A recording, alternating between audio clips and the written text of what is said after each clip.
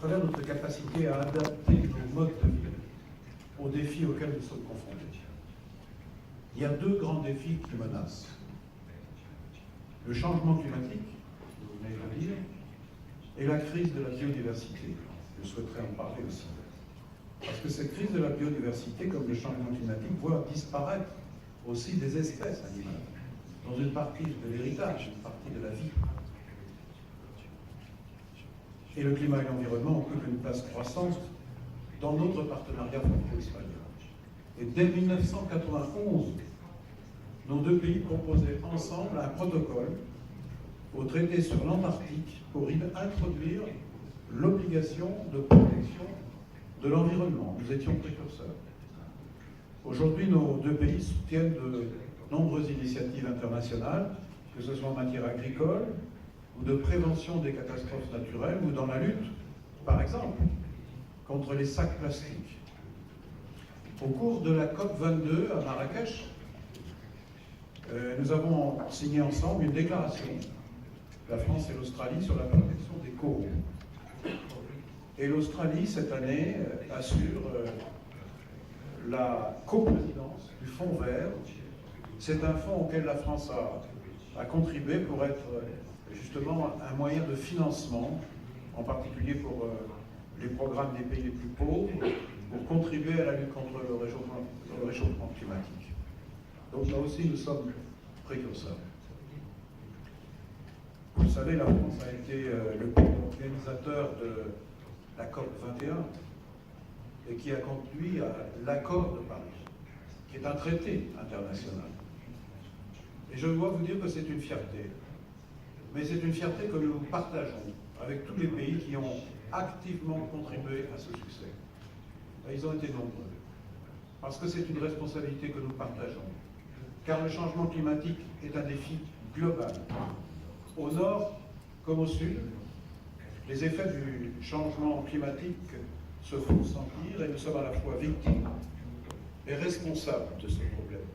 L'an dernier, les catastrophes naturelles ont tué 8700 personnes et ont causé des dégâts d'un montant estimé à 175 milliards de dollars. Depuis 3 ans, chaque année qui passe bat un nouveau record historique de température. 2016 a été l'année la plus chaude depuis 1880. Le changement climatique, multiplicateur de menaces, multiplicateur de fragilité, contribue aussi à de nouvelles crises humanitaires. Les sécheresses provoquent des crises alimentaires, des crises d'accès à l'eau potable et provoquent aussi des émeutes de la faim. Mais ces émeutes conduisent à la déstabilisation de régions entières, à des déplacements massifs de population, et plus d'1 milliard de personnes, principalement en Asie, vivent sur une des côtes exposées à la montée du niveau des océans. Et l'Australie souffre de ces phénomènes climatiques. 90% de vos concitoyens vivent dans les zones rurales de votre pays et affirment que leurs vies en sont affectées. Et ce sont les pays pauvres, les pays en développement et en premier lieu les femmes de ces pays qui subissent les plus lourdes conséquences du dérèglement climatique. Je pense évidemment à nos voisins insulaires du Pacifique. Comment ne pas évoquer la violence des cyclones? Je pense à Palm, à Winston, qui ont durement frappé le Vanuatu, les Fidji ces 2 dernières années. Et quand on parle de réchauffement climatique avec les représentants de ces pays, ils le vivent très concrètement. Et ils vivent en effet la montée inexorable des eaux comme une menace pour leur vie, tout simplement à court terme, pas comme une perspective théorique. Ça les touche vraiment. Est-ce que nous en sommes suffisamment conscients? Sans doute plus dans cette région du monde qu'ailleurs. Mais en Europe, c'est pas toujours sûr. Et c'est pourquoi il est important d'en parler. Il est important aussi d'agir, de se mobiliser ensemble. Et face à ce défi global, il faut une réponse globale. C'est pour cette raison que la communauté internationale s'est réunie à Paris en décembre 2015 pour la COP 21. L'accord de Paris, j'ai dit c'est un traité international, c'est un accord ambitieux, c'est une conception multilatérale du monde qui est aujourd'hui menacée. Donc il faut défendre. Je souhaite aussi le faire devant vous. Ce n'est pas en traitant les questions par des deals, au coup par coup, en jouant de rapport de force les uns vis-à-vis des autres, qu'on traitera les questions globales. Non, je le redis, il faut une réponse globale. Et l'accord de Paris est une réponse globale. Avec un objectif très précis, très ambitieux, qui est de contenir la hausse des températures bien en deçà de 2 degrés Celsius par rapport au niveau pré-industriel, et de s'efforcer de la limiter à 1,5 degré, ce qui suppose une réduction très importante, vous en êtes conscients, et rapide des émissions de gaz à effet de serre dans le monde, pour parvenir à la neutralité des émissions dans la deuxième moitié du siècle. La neutralité des émissions dans la deuxième moitié du siècle. Nous sommes en 2017, donc le temps presse. Et cet objectif d'atténuation se combine aussi à des objectifs pour l'adaptation des sociétés, l'adaptation des économies aussi des pays en développement aux effets du changement climatique. Donc ça n'est pas sans conséquence, mais ce n'est pas pour autant qu'il faut faire peur et considérer que ces mutations qu'il faut engager, qu'elles seront systématiquement préjudiciables pour les populations dans leur mode de vie et leur qualité de vie. Et là, tout l'enjeu politique de la réponse, pour rassurer. Et pas seulement rassurer, mais conforter et aussi mobiliser. Alors l'accord de Paris, c'est vrai, il est ambitieux. Mais c'est un accord qui est également inclusif, à travers des coalitions d'États, d'autorités locales. Et les autorités locales s'accordent. Moi, j'ai été maire pendant longtemps. Et je sais qu'un maire peut fortement impulser des politiques qui vont contribuer à la maîtrise justement de ces questions, en étant proche des citoyens, en leur apportant aussi des services. Quand on développe un réseau de transport public, de transport en commun, c'est pas pénalisant. C'est au contraire une amélioration de la qualité de vie, c'est ce que vous faites ici.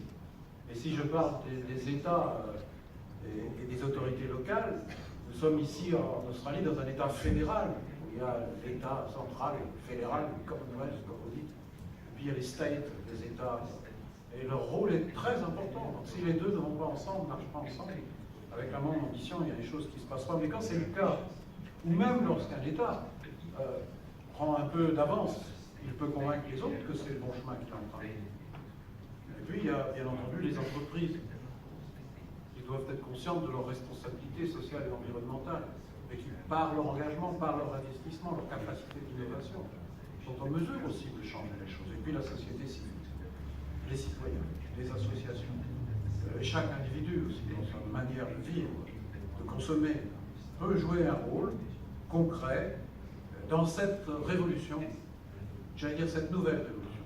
Mais cette fois-ci, c'est une révolution énergétique, mais en même temps industrielle, avec un objectif, c'est l'économie bas carbone. Et cette dynamique, lorsqu'elle se met en marche, elle crée aussi de nouveaux espaces de démocratie qui sont fondés justement sur la participation des citoyens, sans lesquels rien n'est possible. Donc, beaucoup de choses sont encore à inventer ou à réinventer. Enfin, concernant l'accord de Paris, je voudrais insister sur le fait qu'il est flexible. Il permet à chaque pays de choisir de quelle façon contribuer à la réduction globale des émissions de gaz à effet de serre. Chaque pays, toutefois, doit respecter de manière transparente ses engagements globaux et s'engager à les réviser à la hausse, et non pas à la baisse, tous les 5 ans. Là, c'est au cœur de l'accord de Paris. Et en tout cas, de le mesurer à la lumière de l'effort collectif. C'est vraiment, je le répète, le cœur de l'accord. Et la clé la plus contraignante de son ambition partagée.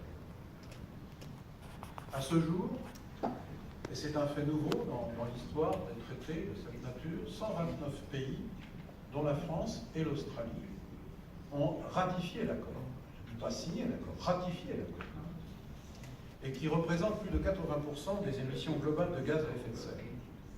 Ce qui fait que l'accord est désormais entré en vigueur. Il ne faut pas attendre encore que d'autres pays l'aient ratifié. Il est en vigueur. Et cela moins d'un an après son adoption, alors qu'en 1997, au moment où le protocole de Kyoto avait été adopté, il n'était entré en vigueur que 8 ans après. C'est, je crois, l'effet d'une prise de conscience, non seulement des hommes et femmes politiques, des dirigeants, mais aussi des entreprises, des ONG, des citoyens, mais aussi par le mode de préparation de ce traité, de cette négociation. À cette négociation, plus que les fois précédentes, ont été appelés à apporter leur contribution les forces de la société civile, qui ont donné un impact supplémentaire à ce traité, qui le rendent au fond plus efficace dans sa mise en œuvre. Les citoyens qui sont engagés, se considérant aussi comme les garants de ce qui a été décidé. Et c'est pourquoi il faut parler de l'urgence de la mise en œuvre. En effet, la mise en œuvre concrète sur le terrain, car je le disais, le temps joue contre nous. Beaucoup de pays sont heureusement mobilisés. Prenons l'exemple de la Chine. Et lorsqu'on va en Chine, c'est impressionnant. Dans tous les échanges politiques, ce sujet est à l'ordre du jour, spontanément. Et avec des annonces d'investissement, de choix considérables. La Chine prévoit d'investir 360 milliards de dollars d'ici 2020 dans le développement des énergies renouvelables. Mais c'est parce que c'est aussi une question vitale pour la Chine. Quand vous pensez que, par exemple, le nombre d'expatriés, je ne sais pas si c'est le cas pour les Australiens, Français qui se sont installés, Américains, à Shanghai ou dans d'autres villes chinoises, est en diminution. Non parce que l'économie va moins bien, non, pour des raisons de santé. Et en particulier lorsqu'on vient vivre en famille avec des enfants. Ça, c'est une réalité. Et pour les Chinois qui sont en Chine, ils ont le droit de vivre aussi avec les emplois de santé. Donc c'est aussi à eux que ces programmes doivent répondre en priorité. Et puis c'est l'avenir de l'économie chinoise elle-même qui est en jeu. Donc il était nécessaire que cette prise de conscience ait lieu, mais c'est vrai que le fait que la Chine et les États-Unis, par exemple, deux grands pays, le président Xi Jinping et le président Obama, se soient au G20 impliqués pour que ces deux pays soient engagés davantage, ça a joué. Et nous souhaitons que ça continue. C'est une question. Et en tout cas, un espoir. L'Inde, où j'étais récemment, j'ai eu cette impression aussi de prise de conscience et de mobilisation. L'Inde ambitionne de générer 53% de son électricité à partir de sources renouvelables d'ici 2027. Et parmi les sources renouvelables, il y a notamment, ce qu'on ne sait peut-être pas assez, l'hydraulique. Les régions et les villes, je le disais tout à l'heure, participent à ce mouvement global de transition énergétique. Prenons l'exemple d'une grande ville mondiale, New York, qui a annoncé la construction d'un parc éolien en mer de 2400 MW pour remplacer une ancienne centrale électrique. C'est un exemple. Il y en a beaucoup d'autres, et parfois de plus modestes, mais tout aussi efficaces.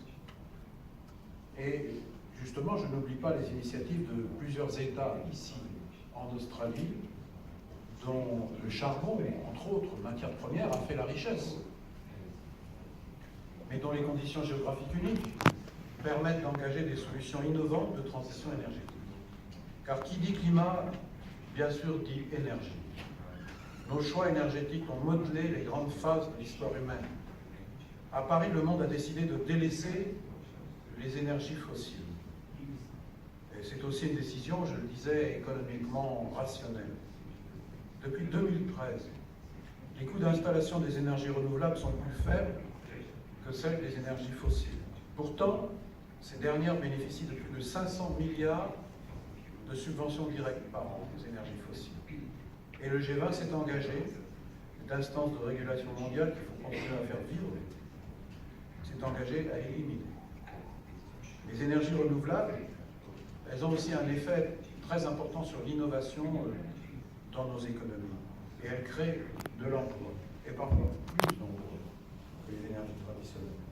Car aux États-Unis, leur secteur emploie déjà 2 fois plus de personnes que celui des énergies fossiles. Nous pouvons gagner ce combat. Nous pouvons gagner ce combat. C'est un combat. Et parfois un combat contre nous-mêmes, contre les tentations de retarder. Et c'est évident. Et le film Demain, qui va accompagner vos échanges, montrera que nous pouvons tous, même individuellement, être acteurs du changement. La lutte contre le changement climatique, c'est aussi un combat démocratique. Les actions individuelles, ce sont comme des bulletins de vote. Comme quand, oui, des bulletins de vote. Parfois on se dit, mais tout seul, qu'est-ce que je peux faire avec mon petit bulletin de vote? Une couteau. Oui, mais quand un mouvement se met en marche, eh bien, on peut atteindre de grandes choses. Nous qui croyons à la démocratie, nous n'avons pas renoncé à y croire, même si certains veulent nous en détourner. Eh bien, je crois qu'ensemble, nous pouvons aussi, à travers ce beau combat écologique, économique, social, environnemental et démocratique, donner un nouveau sens à nos sociétés. Mais cela ne doit pas exonérer les gouvernements nationaux d'assumer leurs responsabilités, bien sûr. Je pense aux responsabilités de mon pays, la France, qui s'est engagé à réduire ses émissions de gaz à effet de serre de 40% d'ici 2030, comme l'Union européenne aussi dans son ensemble. La France et l'Europe agissent également pour réorienter les flux financiers vers l'économie bas carbone, qui est aussi un des objectifs de l'accord de Paris. Des taxes ou des marchés carbone sont mis en place dans de nombreux pays, avec notamment le développement cette année d'un marché carbone en Chine. En France, nous venons de lancer notre première obligation d'État verte d'un montant de 7 milliards d'euros. C'est un nouvel outil qui permettra de financer la lutte contre le changement climatique, la protection de la biodiversité et la lutte contre la pollution. Mesdames, Messieurs, chers amis, la France et l'Australie sont partenaires dans l'agenda de l'action et soutiennent ensemble plusieurs initiatives. Je pense à la mission Innovation, qui vise à doubler les investissements publics sur la recherche et le développement des énergies propres. Je pense aussi à l'initiative 4 pour 1000, qui promeut les bonnes pratiques dans l'agriculture pour renforcer le stockage de carbone dans les sols, ou encore à l'initiative de CRUISE, qui vise à établir des systèmes d'alerte précoce aux catastrophes climatiques dans les pays les plus vulnérables. Ensemble, la France et l'Australie apportent 13 millions d'euros de contributions directes à cette initiative. Voilà quelques exemples de ce que nous faisons en coopérant. Et ce sont des exemples encourageants. Une dynamique, je le disais, est en route. Et je suis sûr qu'elle ne va pas s'arrêter, même s'il y aura à des étapes des résistances, des freins, évidemment.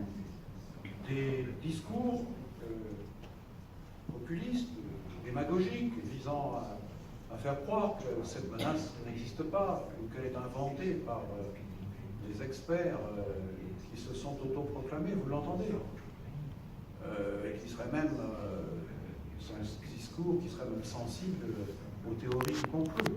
Ne sous-estimons pas ces dangers, ils existent. Et pourquoi il faut parler, débattre, et ce que vous faites en ce moment, cette conversation, est très importante sur ce sujet, essentiel, mais aussi sur d'autres. C'est à nous de convaincre les moins engagés que la participation à cette lutte, c'est aussi dans leur intérêt. Et c'est pour ça qu'il faut continuer à travailler avec la société civile, les États mobilisés, les entreprises. Et je pense aux États-Unis où cette menace d'interrompre un engagement existe depuis l'élection présidentielle américaine. Parlons franchement, c'est une réalité. Je ne fais aucun procès au peuple américain, bien entendu, loin de là. Mais malgré tout, les discours qui ont été tenus nous inquiètent. Et donc rester vigilants, c'est aussi notre devoir.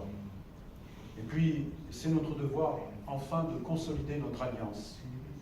L'Alliance pour la planète, avec tous ceux et toutes celles qui partagent notre conscience de l'urgence, de la Chine et de l'Inde jusqu'à l'Afrique, où les potentialités sont considérables, justement pour faire un saut, j'allais dire, historique vers une énergie propre, alors que ce continent n'a plus besoin que jamais pour son propre développement. Et bien sûr, notre alliance avec les États insulaires du Pacifique, qui doit être toujours au cœur de nos préoccupations et de notre attention la plus grande. Mesdames, Messieurs, chers amis, à nous, Français et Australiens, à nous tous réunis aujourd'hui, décideurs politiques, experts, universitaires, journalistes, jeunes générations, de faire de l'ambition d'un monde meilleur une réalité. Tout cela dépend de nous, dépend de vous, remercie de m'avoir écouté. Je souhaite la plus belle réussite à la conversation que vous allez commencer. Et je vous remercie encore une fois de m'avoir invité, mais surtout, je vous remercie d'avoir eu cette belle lutte. Il faut parler ensemble. Merci.